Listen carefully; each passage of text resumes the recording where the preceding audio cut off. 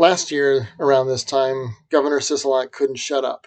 He was always talking about COVID-19, vaccinations, mandates, lockdowns, vaccines, etc. Nowadays, you can't get a peep out of him sideways about COVID to save your life. And I don't know what that means, but it sure means a lot. Now, what he does have enough time to do, apparently, is come out and apologize about. Sorry, my dog ate this. No, literally, my dog ate this. To come out and apologize for how the natives of this state were treated. He's not a native either. And I think it's funny that he has time to apologize for offenses that we did not give to people who are no longer alive to be offended. But he doesn't have time to address things that are actually his job. Just a few days ago, the vaccine mandate for students in Nevada expired, so now we'll have possibly unvaccinated students on campus. Now, for employees of the university, the mandate is now a condition of employment, so that won't go away without an act of the legislature. And given our legislature being the bootlicking toadies that it is, I don't think that will change. But I think it's funny that this man has enough time to do everything but his actual job. His job is to enforce the laws of the state. Instead, he makes up laws and asks for new ones, and then apologizes for things that were done that were legal at the time. Now, whether you agree with the actions towards the indigenous people at the time or not, the governor's job is not to travel back in time and right past wrongs.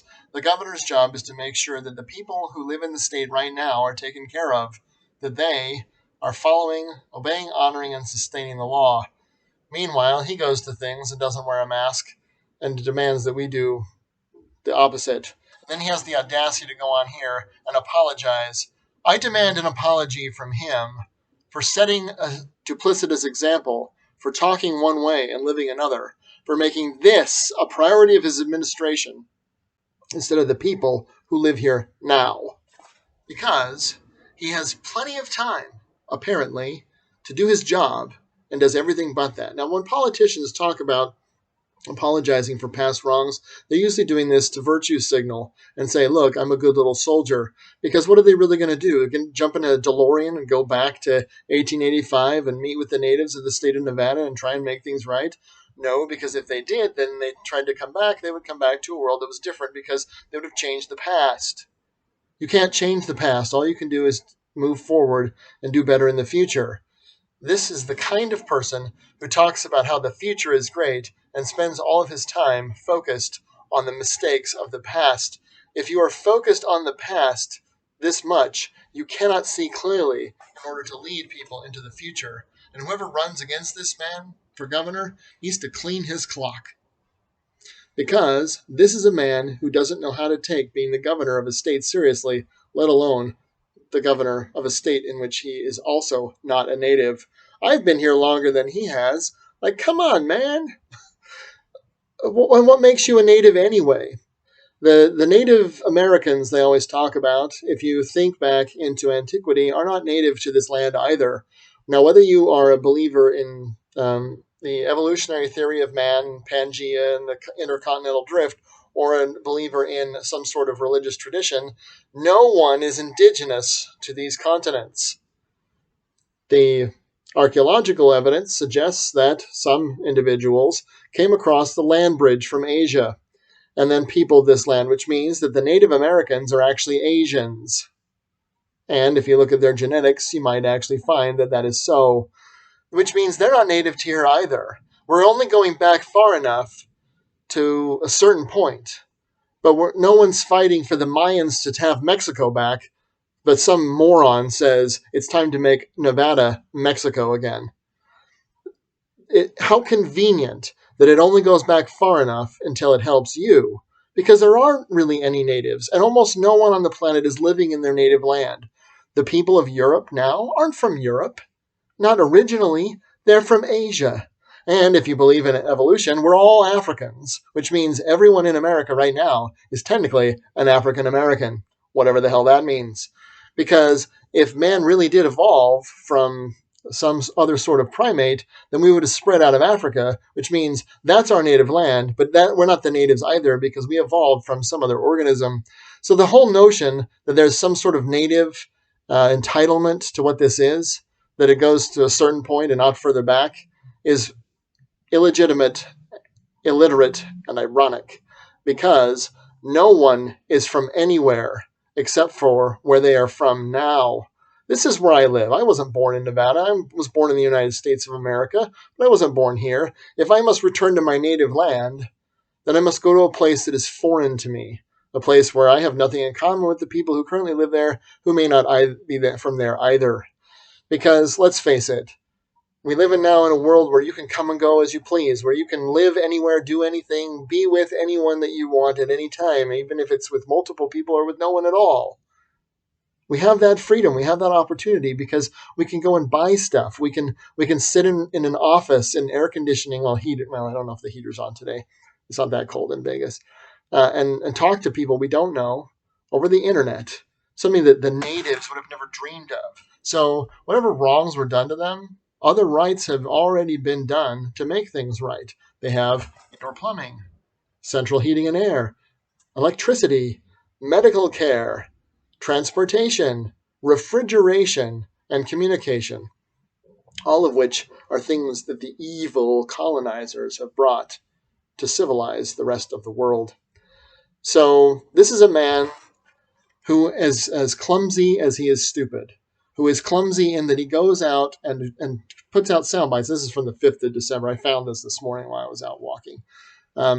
Who's clumsy enough to go out and make statements like this, and stupid enough to not think about it in a context other than that which he can use for political points. This is a showman. This is an actor. This is a man who is so obsessed with power that he does not care who he steps on in order to get there.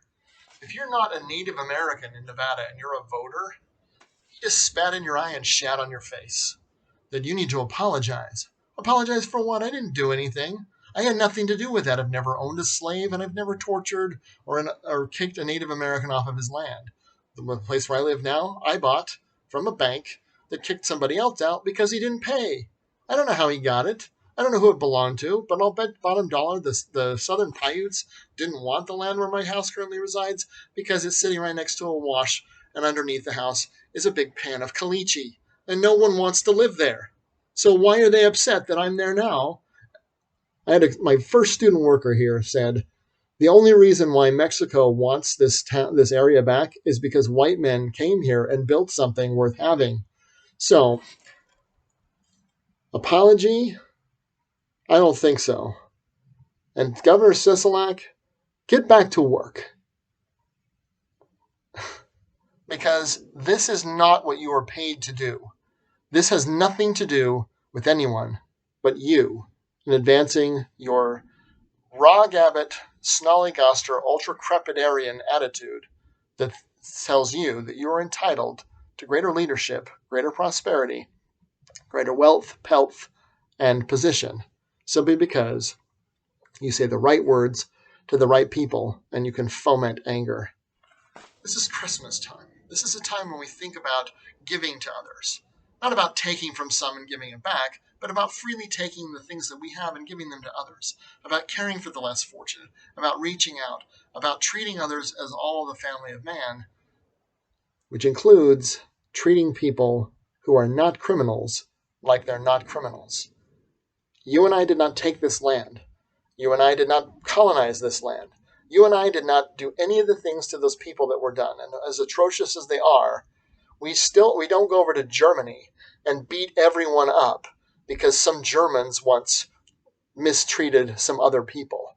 We remember it, but we don't go over there and still rub their noses in shite in order to get them to feel bad. This is a political tactic in order to make you give him of your ability to expand your own life. I've said it elsewhere, I'll say it here in closing, that politicians like Steve Sisolak will always think that you have too much money and too much freedom until you have none at all of either. If you get to that place, hopefully, there will be someone, not just at Christmas time, who is willing to divide his gifts from God with you, because that's really all this is. All that we have and are, the whole earth and everything in it. The rain that's falling outside right now, however little it may be, is a gift from God that keeps us alive and sustains this world. Because without those divine interventions, all life on this planet would be snuffed out in an instant, and then it won't matter who did what to whom. And one day, maybe it won't matter either, because someone will come to make things right. It's not going to be Steve. Steve doesn't care about that. If he did, he would tell us what he is doing to give his land back to the Southern Paiutes. But I'll bet you bottom dollar, Steve ain't doing it. Steve ain't doing a damn bit, because talk is cheap. And Democrats are willing to do whatever it takes as long as it doesn't cost them anything. Well, liberals in general, but particularly Democrats. Anyway, this Christmas time, let us remember we're all brothers, and to forgive others as we hope to be forgiven, and to not drum up the past. Christ hung for a moment so that you don't have to. Merry Christmas, Godspeed, and may God have mercy on Steve's soul.